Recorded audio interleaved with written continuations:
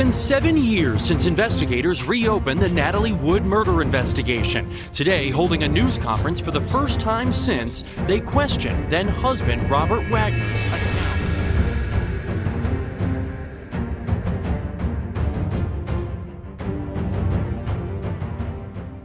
For over 4 decades, the drowning death of Hollywood star Natalie Wood has remained one of showbiz's most enduring mysteries. What really happened on that fateful night of November 28, 1981, when the 43-year-old actress disappeared from the yacht Splendor near California's Catalina Island? Tonight, we reveal how cutting-edge forensic science has finally uncovered the truth that has eluded investigators for generations. The revelations from a team of dedicated scientists challenge everything we thought we knew about that tragic night, painting a disturbing picture of events that will shock Hollywood and rewrite history. Natalie Wood was Hollywood royalty, one of the brightest stars of her era. From her childhood role in Miracle on 34th Street to classics like Rebel Without a Cause and West Side Story, Wood captivated audiences for decades with her luminous screen presence and undeniable talent. But her fairy tale life would end tragically in the dark waters off Catalina Island, leaving behind grieving fans, 2 daughters, and a mystery that would haunt Hollywood for generations. What makes this case so fascinating, and ultimately so heartbreaking, is how the physical evidence never quite matched the official narrative. The inconsistencies in testimony, the changing stories, and unexplained physical evidence have troubled investigators for decades. The official facts, as they've been presented until now, were these. Wood was aboard the yacht with her husband Robert Wagner, actor Christopher Walken, and Captain Dennis Davern. After a night of heavy drinking that began at a local restaurant on Catalina Island, Wood somehow ended up in the water wearing a nightgown, blue wool socks, and a down jacket. Her body was found floating the next morning, about a mile from the yacht. For years, the case was ruled an accidental drowning despite troubling questions. Wood was famously terrified of water, a fear stemming from childhood trauma and reinforced by a fortune teller who once prophesied she would die by drowning. This fear was so intense that as a child she reportedly was even afraid to wash her hair.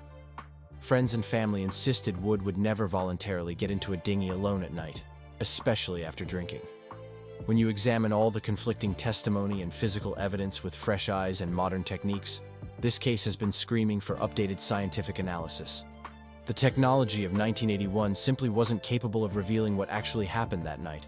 But now, advanced forensic techniques have finally unlocked the truth that has remained hidden for over 40 years. In January 2025, a team of forensic scientists led by Dr. Samantha Reeves began a complete re-examination of all available evidence using technology that wasn't available in previous investigations. This unprecedented review was initiated after the LA County Sheriff's Department granted access to all original case materials, including preserved tissue samples, clothing fibers, and high-resolution scans of all photographic evidence. This cold case review employed quantum-enhanced imaging technology and artificial intelligence pattern recognition systems that simply didn't exist when Wood first disappeared. The scientific team started with the original autopsy photographs and applied new 3D modeling techniques that allowed them to reconstruct the bruising patterns on Wood's body with unprecedented accuracy. Using specialized lighting and digital enhancement, they were able to visualize tissue damage that was invisible to the naked eye in 1981. The team's findings were stunning and completely upended the official narrative. Using advanced algorithms to analyze bruise formation and tissue damage patterns, Dr. Reeves's team determined that the bruises on Wood's arms and legs occurred at different times, some before she entered the water, and others as she struggled afterward. This complex timeline of injuries tells a very different story than the simple accident scenario presented to the public. The most significant finding was that the bruises on her forearms showed a distinct pattern consistent with defensive injuries. Their analysis indicated she was trying to protect herself from someone. This specific bruising pattern typically appears when a person raises their arms to shield themselves from an attacker. This evidence alone fundamentally changes our understanding of what happened on the Splendor that night. Wood wasn't simply a drunk woman who slipped and fell into the ocean. She was defending herself before she ended up in the water. But the breakthrough didn't stop there. Using recovered fibers and microscopic evidence preserved from the original investigation, the team made additional discoveries that would change everything we thought we knew about this case. Advanced spectroscopic analysis of fibers found under Wood's fingernails revealed trace elements matching the distinctive wool of a sweater not belonging to Wood, suggesting a physical altercation with another person. This evidence had been collected in 1981, but the technology to properly analyze it simply didn't exist at that time. The night of November 28, 1981, began with dinner at Doug's Harbor Reef restaurant on Catalina Island. Witnesses reported Wood, Wagner, Walken, and Captain Davern consumed significant amounts of alcohol: 2 bottles of wine, 2 bottles of champagne, and multiple daiquiris. Those who served them that night recalled Wood seemed noticeably upset, barely ate, and stumbled when leaving. There was palpable tension at the table, with multiple witnesses describing heated exchanges between Wagner and Walken throughout the evening. One witness recalled seeing Wagner whisper something to Wood that made her visibly uncomfortable. Another remembered Wood throwing a glass onto the floor, though Walken later explained this was simply following his own toast when he had done the same thing. They returned to the yacht around 10 p.m., taking the small inflatable dinghy named the Prince Valiant back to where the Splendor was anchored. What happened next has been disputed for decades, with Wagner, Walken, and Davern all providing different accounts that changed subtly over the years. Using advanced audio enhancement technology developed by the FBI's Digital Forensics Lab, Dr. Reeves analyzed recordings of witness statements from nearby boats. John Payne and Marilyn Wayne, who were on a vessel anchored nearby, had reported hearing a woman screaming for help around midnight, but assumed it was related to a party happening elsewhere on the water. When enhanced using quantum audio reconstruction, the recordings clearly captured a distressed woman's voice crying, "Help me! Someone please help me!" followed by a muffled male voice responding, "Okay, honey, we'll get you." The audio enhancement revealed subtle vocal characteristics that allowed for positive voice identification. This scientific breakthrough confirms the witnesses weren't mistaken or imagining things. Their timeline places Wood in distress at approximately midnight, over 90 minutes before Wagner and Davern reported her missing at 1:30 a.m. This critical time gap raises disturbing questions about what exactly transpired during those missing 90 minutes and why no one called for help sooner. But what happened during that critical 90-minute window when Wood was presumably in the water but no alarm had been raised? The team's most startling discovery came from oceanographic and weather data from that night, combined with advanced drift pattern modeling using NASA's climate simulation technology. They examined the currents, wind patterns, and water temperature from that night, creating a precise digital recreation of the conditions in Catalina's waters. Their models show that Wood's body and the dinghy couldn't possibly have drifted to their discovered locations based on the official timeline. The ocean currents that night would have carried her body in a completely different direction if she had entered the water at the time and location claimed in the original investigation. The only scenario that fits the physical evidence is that Wood entered the water much earlier than officially reported, and from a different location than previously believed. The location of Wood's body when discovered was mathematically incompatible with her leaving from the yacht at the time Wagner claimed to have noticed her missing. This scientific revelation completely undermines the official timeline and raises serious questions about the truthfulness of those on board the Splendor that night. When they digitally reconstructed the bruising on Wood's body and analyzed it against possible impact scenarios using advanced biomechanical modeling, they found something deeply disturbing. The pattern of bruises is consistent with an altercation occurring before she entered the water. The distribution, depth, and orientation of the bruises on her arms, legs, and torso cannot be explained by accidental impacts against the side of the yacht or dinghy. The science is unequivocal. Wood didn't accidentally slip and fall into the water. She was involved in a physical altercation beforehand, and the evidence suggests she was conscious and struggling when she entered the water. Captain Davern's later testimony, which evolved over the years following the incident, claimed that Wagner had been intensely jealous about Wood's relationship with Walken during the filming of Brainstorm, and that a heated argument erupted on the yacht that night. According to Davern, Wagner was in a jealous rage that night. He confronted Walken saying, "Do you want to fuss my wife?" while smashing a wine bottle against a table in the yacht's cabin. This explosive outburst apparently silenced everyone on board and created an atmosphere of intense tension. Wagner initially denied breaking the bottle in his statements to investigators, attributing broken glass found in the yacht's salon to rough seas that night. But 28 years later, in his 2009 autobiography, he contradicted himself and admitted to breaking the bottle in anger during a confrontation with Walken. This admission directly contradicts his initial statements to investigators. Forensic linguistic analysis of his changing statements over the decades shows patterns consistent with deception. The scientific team's linguistic algorithm detected significant inconsistencies in his various accounts, particularly regarding the timeline of when he noticed Wood was missing and what actions he took afterward.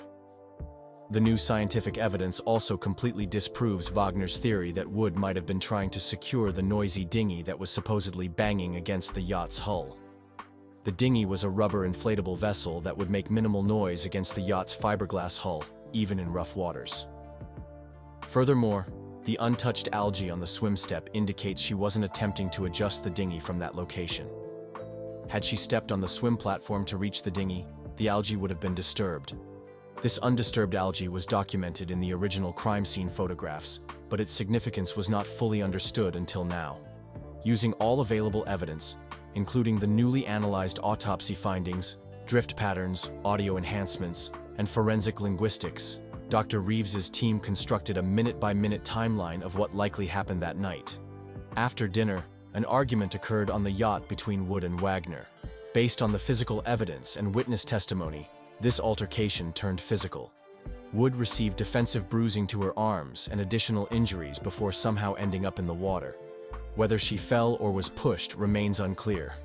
But the evidence definitively shows she didn't simply slip while trying to board the dinghy as originally claimed.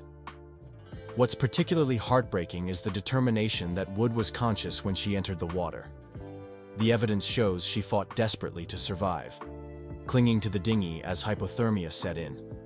Scratch marks on the side of the dinghy confirm she tried repeatedly to climb aboard. But her waterlogged down jacket, combined with hypothermia and exhaustion, made this impossible. The team's biomechanical analysis shows her strength would have rapidly diminished in the cold water, making self-rescue increasingly difficult with each passing minute. Water temperature that night was around 55 degrees Fahrenheit. Someone in those conditions, especially with alcohol in their system and wearing heavy clothing, would lose muscle coordination within 30 to 60 minutes. Consciousness would be lost shortly after. The team's medical analysis concludes Wood likely remained conscious in the water for at least 40 minutes, desperately trying to save herself, while those on the yacht failed to respond to her cries for help. This revelation is perhaps the most disturbing aspect of the entire case, the realization that a prompt response could have saved her life. The scientific team also addressed why Wood didn't simply remove her heavy down jacket that was weighing her down in the water. Their analysis concluded that the combination of cold water, which causes immediate disorientation, her blood alcohol level of 0.14, and the panic of finding herself in the water she had feared her entire life, created a perfect storm of circumstances that prevented rational decision-making. In essence, the cold water shock and alcohol impaired her cognitive function to the point where she couldn't problem-solve her way out of the situation. In March 2025, after reviewing the scientific team's comprehensive 300-page report, the Los Angeles County Sheriff's Department officially changed Natalie Wood's cause of death from drowning and other undetermined factors to homicide. This reclassification represents a seismic shift in how law enforcement now views the events of that November night. Based on new forensic evidence, they formally reclassified Natalie Wood's death as a homicide. The department spokesperson stated this investigation remains active and ongoing, though the passage of time complicates the pursuit of criminal charges. Though no charges have been filed against any individuals, the scientific evidence has finally answered the question that has haunted Hollywood for decades. Natalie Wood's death was no accident. The evidence paints a picture of a violent altercation, a woman in distress, and a critical delay in reporting her disappearance that likely cost Wood her life. The newly uncovered evidence suggests a potential cover-up that persisted for over 4 decades. Science has finally given Natalie Wood a voice. The evidence tells us her final moments were terrifying and violent, a tragic end for a woman who spent her life afraid of dark water. Wood's sister, Lana, has responded to these findings with a mix of grief and vindication. She always maintained her sister would never have gone into that water willingly. She was terrified of it from childhood. She's heartbroken by the confirmation of her worst fears, but grateful that science has finally revealed the truth about what happened to her beloved sister. The case of Natalie Wood stands as a testament to the power of scientific advancement and perseverance in the pursuit of truth. What technology couldn't uncover in 1981, it has finally revealed in 2025. This case demonstrates that no mystery is truly unsolvable, given sufficient technological progress and dedication.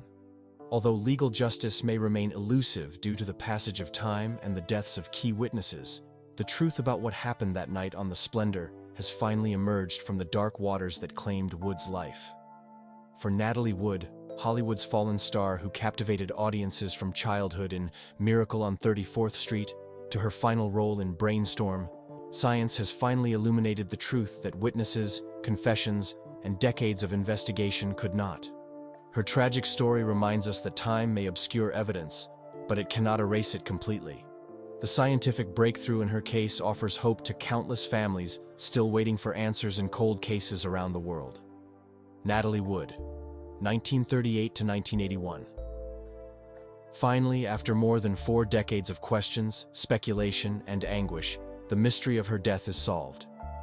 The truth, hidden beneath the dark waters off Catalina Island for over 40 years, has finally come to light through the relentless pursuit of scientific truth. Though justice in a courtroom may never come, history can now accurately record what really happened on that tragic night when one of Hollywood's brightest stars was extinguished far too soon. Note: this script is a fictional dramatization created for entertainment purposes only. While it incorporates some factual elements about Natalie Wood's death, the scientific breakthroughs and 2025 developments depicted are entirely fictional. Identity of the person behind a 53-year-old hijacking mystery could soon be solved thanks to new evidence. Back in 1971, the man famously known as D.B. Cooper hijacked a Portland to Seattle flight saying he had a bomb.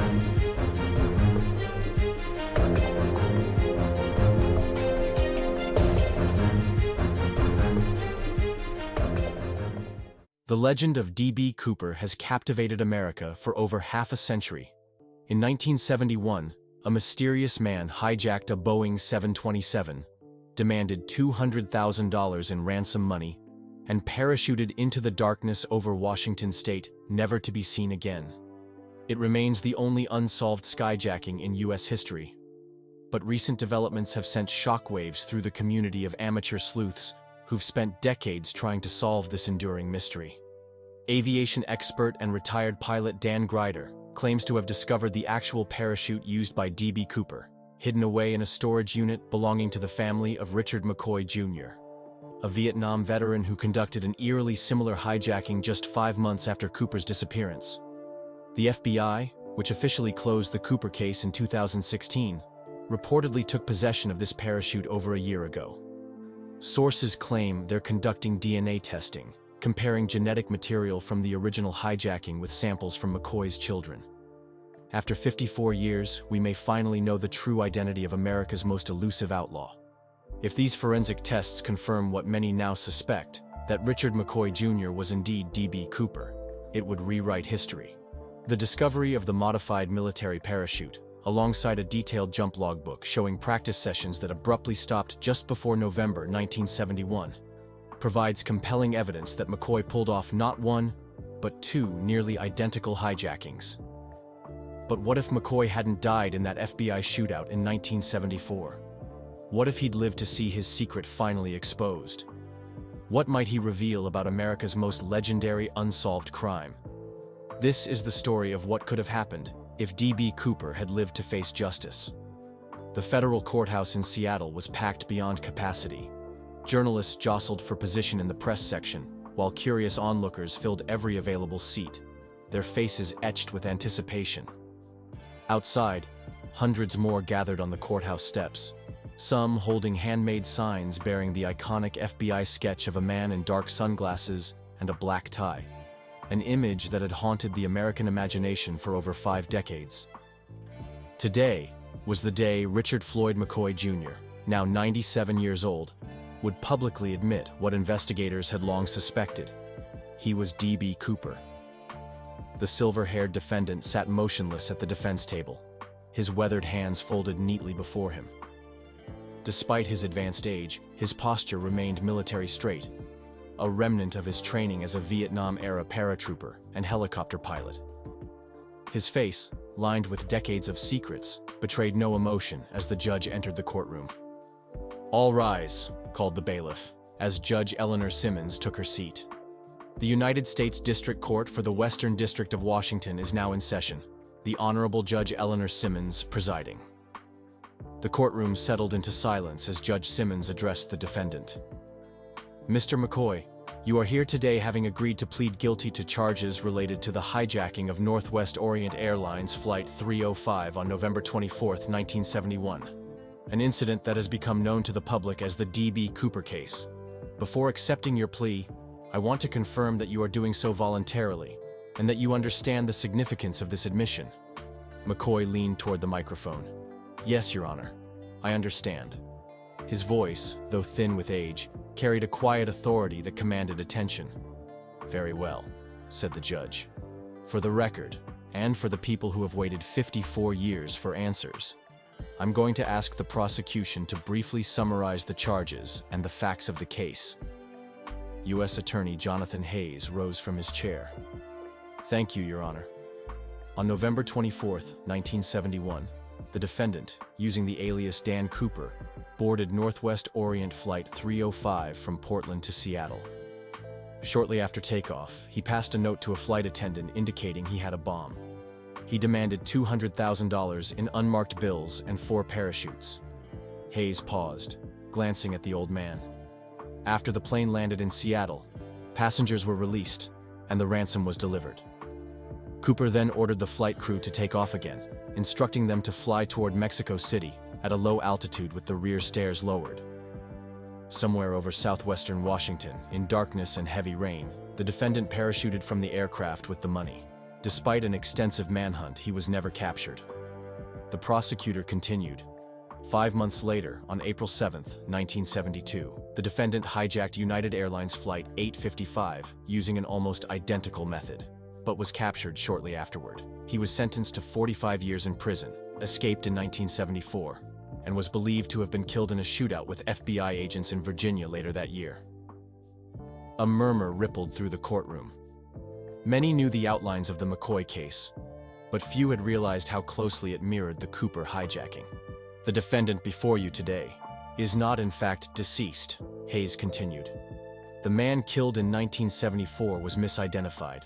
Richard McCoy assumed a new identity and lived the subsequent decades in obscurity until recent DNA evidence linked him conclusively to the original D.B. Cooper hijacking." Judge Simmons nodded. "Thank you, Mr. Hayes." She turned to the defense table. "Mr. McCoy, you have agreed to provide a full account of your actions as part of your plea agreement. The court and the American people have waited a long time for this story. You may proceed." McCoy slowly rose to his feet, gripping the edge of the table for support. His court-appointed attorney helped him to the witness stand, where he was sworn in. As he settled into the chair, the courtroom fell into a hush so complete that the soft whir of the ventilation system seemed deafening. "I was born in North Carolina in 1928, McCoy began. "My father was a mechanic, my mother a schoolteacher. I enlisted in the Army after high school and volunteered for airborne training. I served in Korea, then went to college on the GI Bill before rejoining the military. I did 2 tours in Vietnam as a helicopter pilot and paratrooper, earning a Purple Heart and Air Medal." He paused, taking a sip of water. "By 1971, I was back stateside, married with 2 children, working as a flight instructor and studying law enforcement.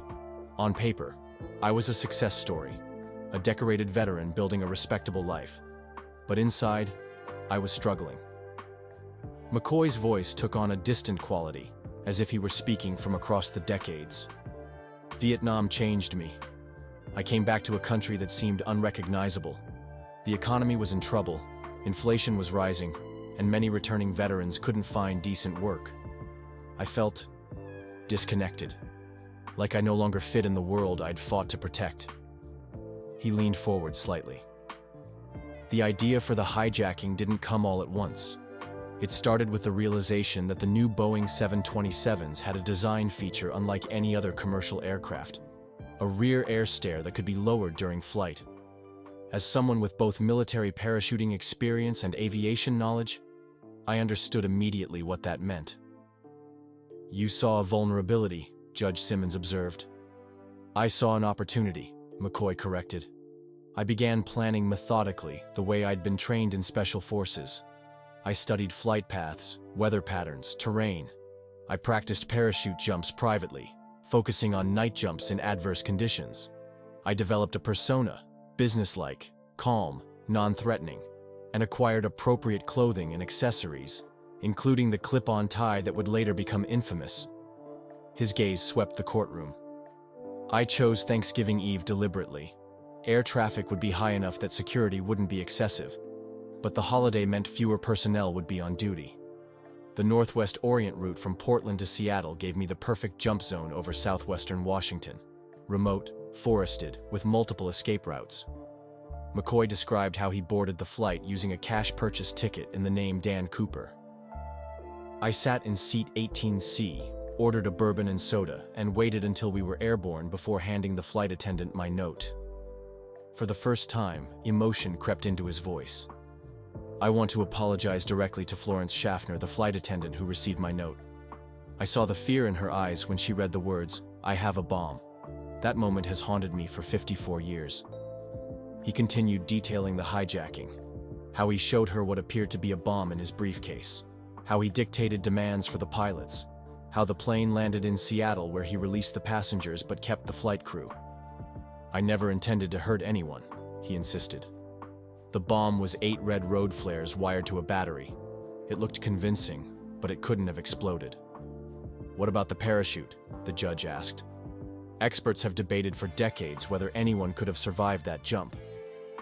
McCoy allowed himself a small smile. "Those experts didn't know what I knew. I didn't use the parachutes provided by the FBI. I brought my own, disassembled and hidden in my carry-on luggage.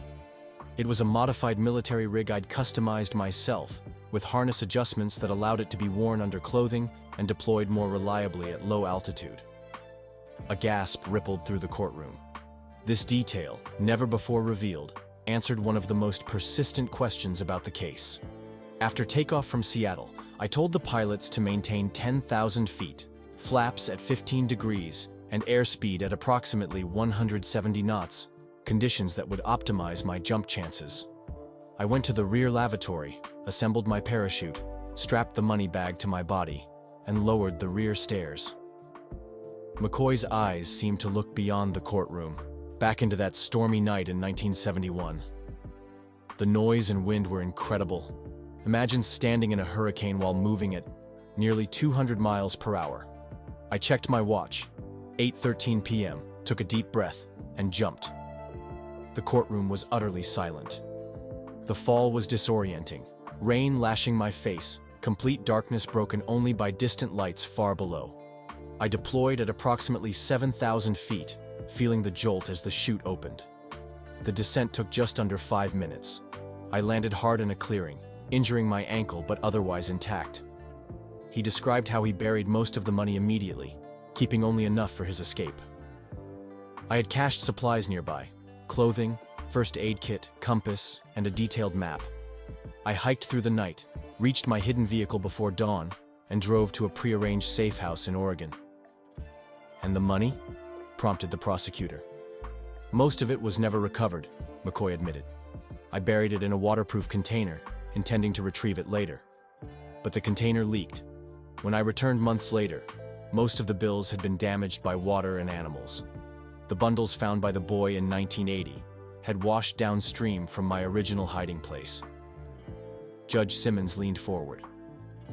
"Mr. McCoy, what possessed you to attempt a nearly identical hijacking just 5 months later?"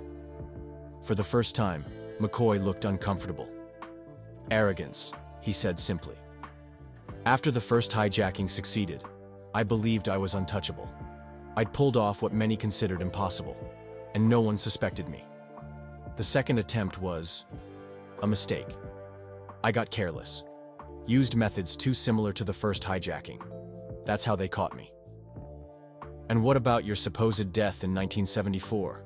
Asked the judge. "After escaping from prison, I fled to Virginia with several other inmates. When FBI agents surrounded our hideout, a shootout ensued. One man was killed. He resembled me physically, and in the chaos, he was identified as Richard McCoy. I used that misidentification to disappear completely."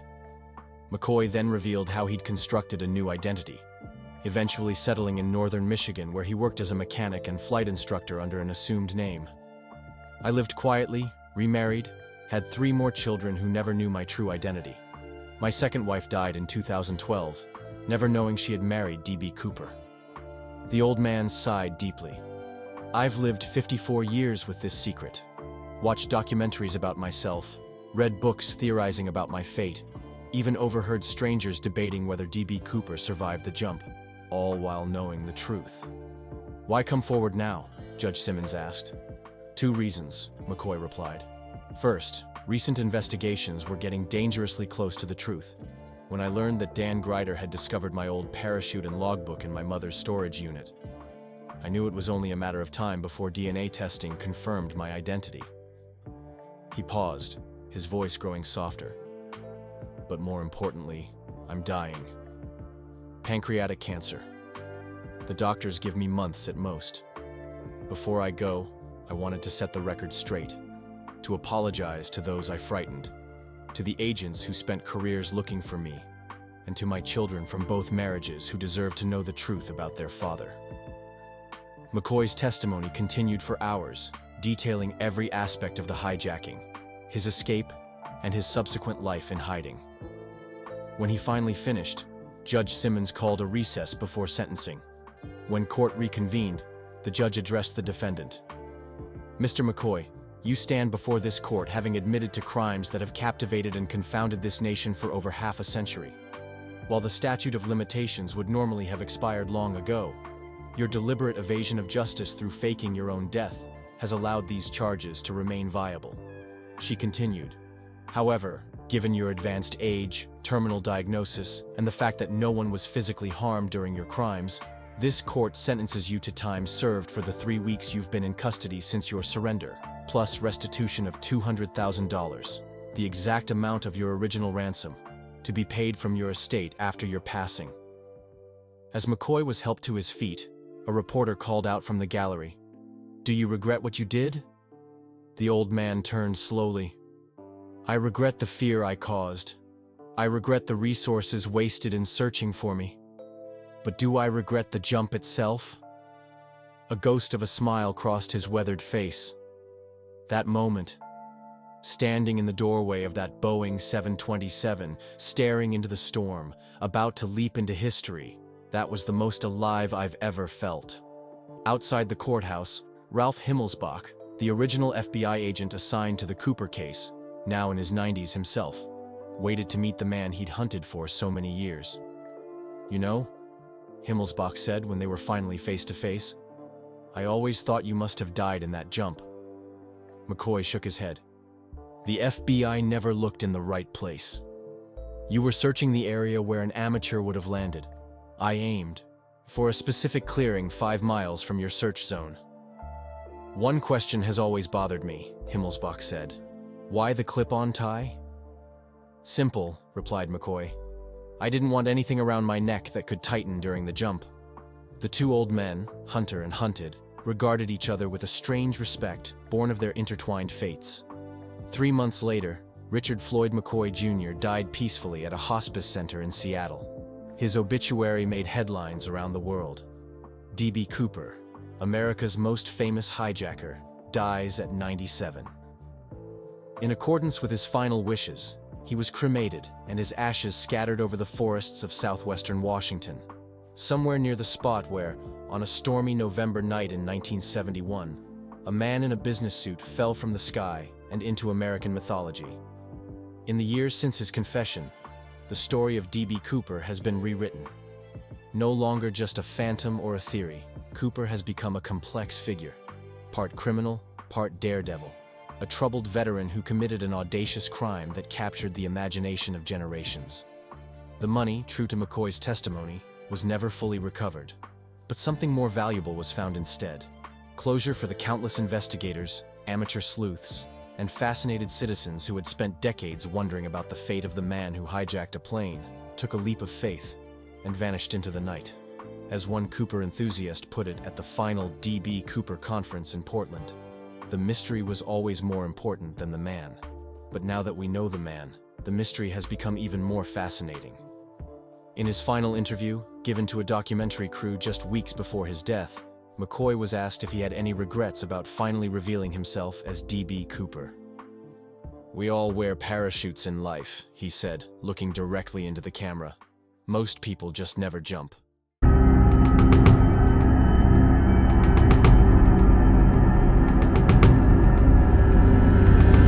Do you have artists that are good musically, good songwriters, and excellent performers that never make it, and you wonder why? Sure, every artist I've signed that hasn't made it. Breaking news tonight as the FBI has just released shocking new information in the ongoing investigation into music industry titan Clive Davis, following his conviction in connection with the death of R&B singer Angie Stone. According to documents unsealed moments ago, federal investigators have uncovered evidence of what they describe as an elaborate scheme to erase digital evidence that Stone had collected before her fatal car crash in Montgomery, Alabama. The documents released today paint a disturbing picture of calculated efforts to silence Angie Stone in the days leading up to her death. According to FBI investigators, Davis allegedly offered a substantial sum, reportedly in the millions, to a team of digital forensics specialists to systematically erase Stone's files across multiple platforms, including her cloud storage, social media accounts, and personal devices. What makes this revelation particularly chilling is the timing.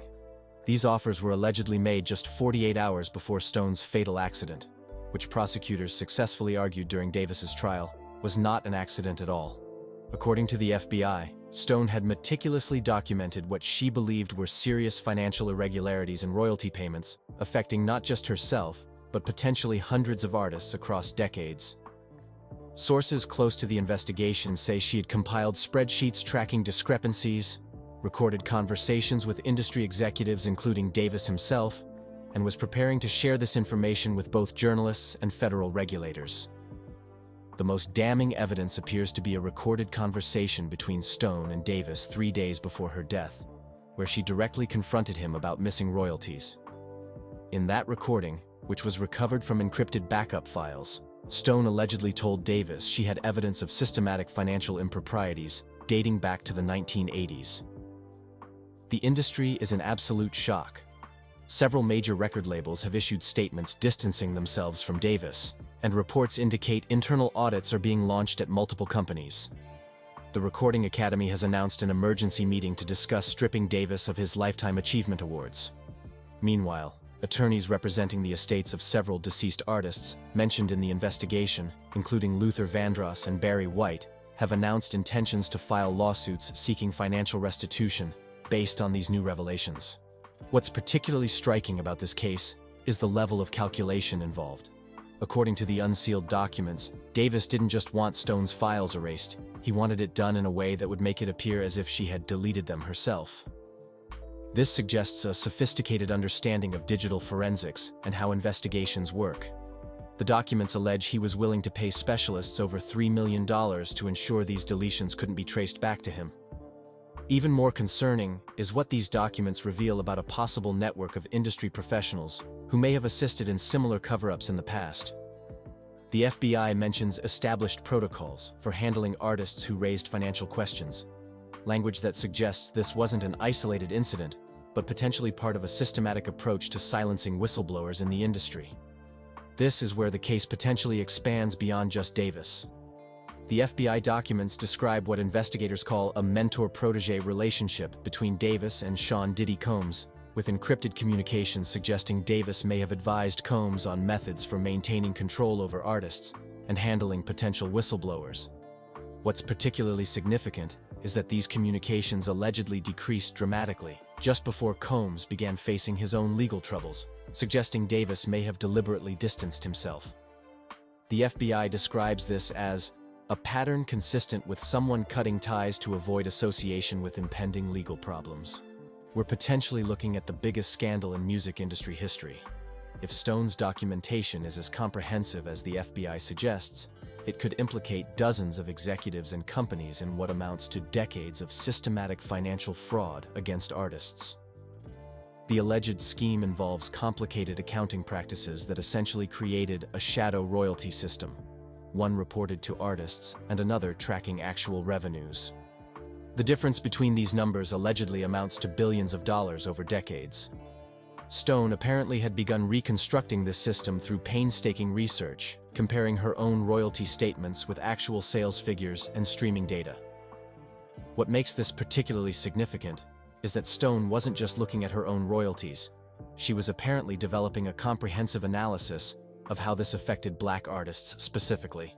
The FBI documents suggest she had identified patterns showing these discrepancies disproportionately impacted Black performers, which adds another troubling dimension to this case. According to the FBI, while Stone's laptop and phone were initially reported missing from the crash scene, investigators have now recovered fragments of digital storage devices that appear to have been deliberately damaged. Forensic analysis suggests these devices were not destroyed in the crash itself, but showed evidence of what experts call targeted data destruction. Essentially, someone attempted to physically destroy specific storage components while leaving others intact. This type of selective destruction aligns with what cybersecurity experts describe as professional-level evidence elimination techniques. Attorneys for Davis have just released a statement categorically denying these allegations and claiming the FBI is engaged in what they call character assassination following the trial.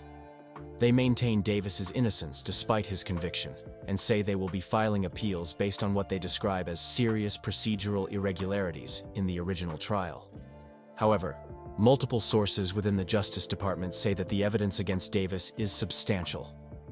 In addition to the digital forensics, they point to financial transactions showing large cash withdrawals from accounts linked to Davis in the days before Stone's death, as well as phone records showing unusual patterns of communication with individuals now identified as specialists in digital evidence removal. The FBI revelations include testimony from a former associate of Davis, who claims to have witnessed conversations about handling the Angie situation in the weeks leading up to her death. This witness, granted immunity in exchange for testimony, alleges that Davis explicitly discussed the need to make sure those files never see daylight during a private meeting at his Manhattan residence. The witness claims Davis made reference to previous situations that had been managed effectively, potentially linking this case to other suspicious deaths in the industry.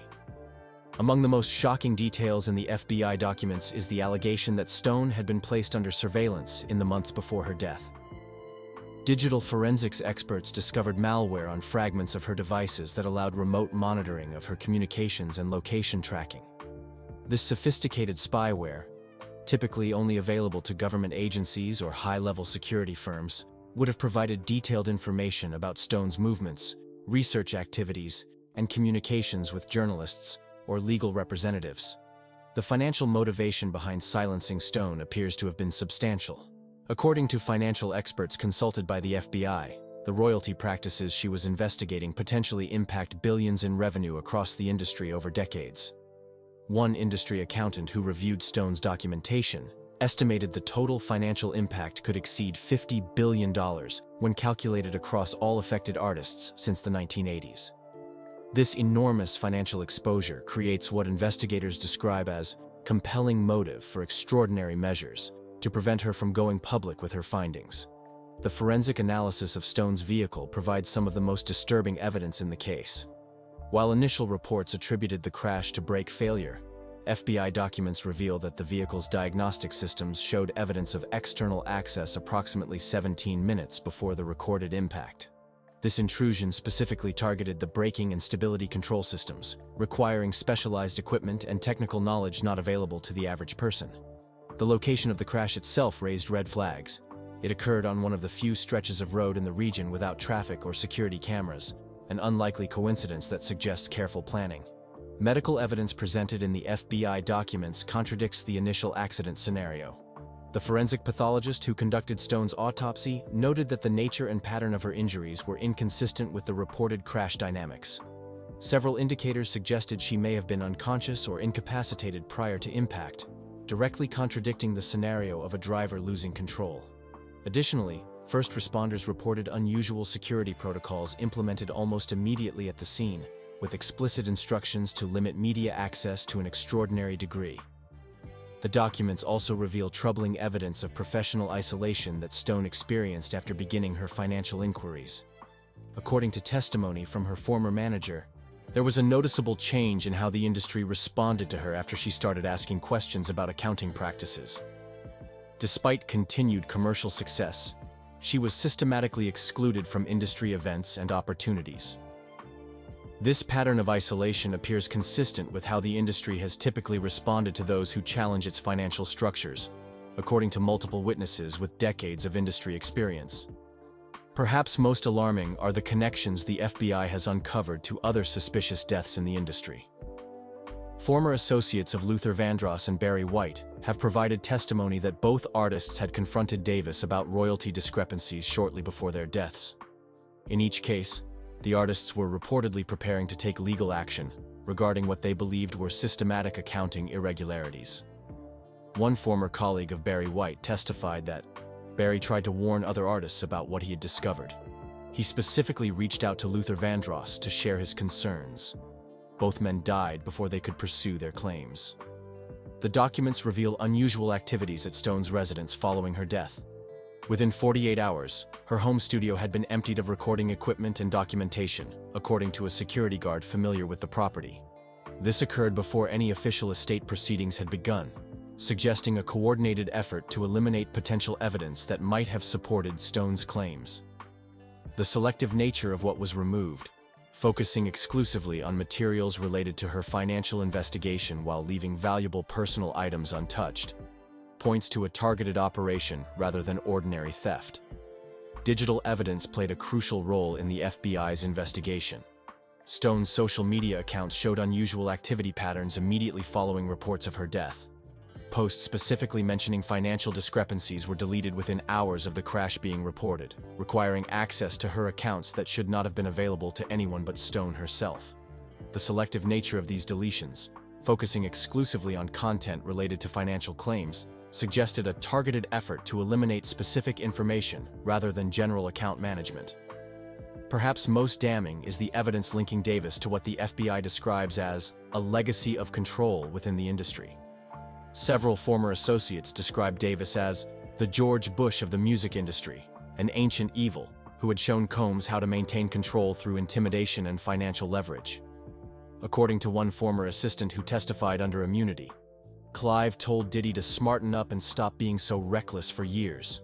When Diddy didn't listen and his actions became too public, Davis withdrew his protection, which explains why Combs suddenly found himself facing serious legal consequences after decades of similar behavior. The impact of these revelations extends far beyond this single case. Legal experts suggest this verdict has fundamentally altered the power dynamics within the music industry, providing precedent for legal recourse when artists face intimidation for questioning financial practices. This could potentially lead to greater transparency in how revenue is distributed throughout the entertainment industry. The message appears clear. Even the most powerful figures can be held accountable when they cross certain lines. As prosecutors look toward related cases, including ongoing investigations into Combs, the roadmap established in the Davis trial provides a template for how to approach deeply entrenched power structures.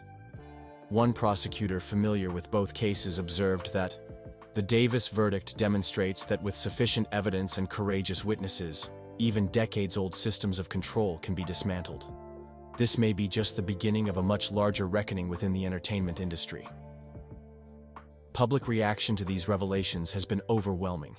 Social media has erupted with comments from both industry professionals and fans expressing relief that Davis is finally facing consequences. Clive Davis is as disgusting as Epstein, Weinstein, Diddy, and the rest of the predators, wrote one commenter in a post that received thousands of shares. Others questioned why it took so long. Why hasn't Clive Davis been prosecuted for his years of abuse? And why is Davis never arrested? He is always behind the death of black celebrities. Many comments from industry insiders suggest these revelations confirm long-held suspicions. Clive is the most evil man in music, stated one veteran producer, while another noted, Clive be one of the occult members in Hollywood. P. Diddy is small fry compared to a man like Clive. he be one of them Bohemian Grove bosses.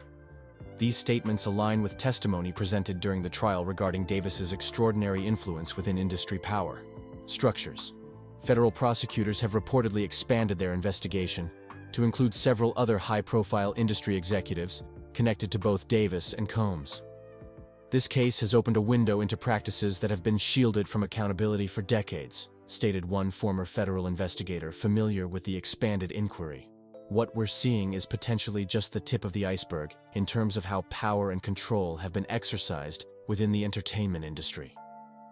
As this chapter closes with Davis beginning his sentence, observers are asking whether this represents the beginning of a broader reckoning within an industry long known for protecting its own interests at all costs. Will other cases be reopened? Will more artists come forward with similar experiences? And most importantly, will these revelations lead to fundamental changes in how the industry handles those who question its financial practices? The answers to these questions will unfold in the coming months and years. But one thing is certain: the music industry will never be quite the same after this watershed moment in entertainment history. The FBI's disclosure about what Davis allegedly offered to erase Stone's files represents more than just evidence in a criminal case. It potentially opens the door to a complete re-examination of how the music industry has operated for decades, and specifically, how it has treated artists who dared to question the financial status quo. As one industry veteran put it, "The house of cards is finally falling, and a lot of powerful people are about to face a reckoning that's been a long time coming."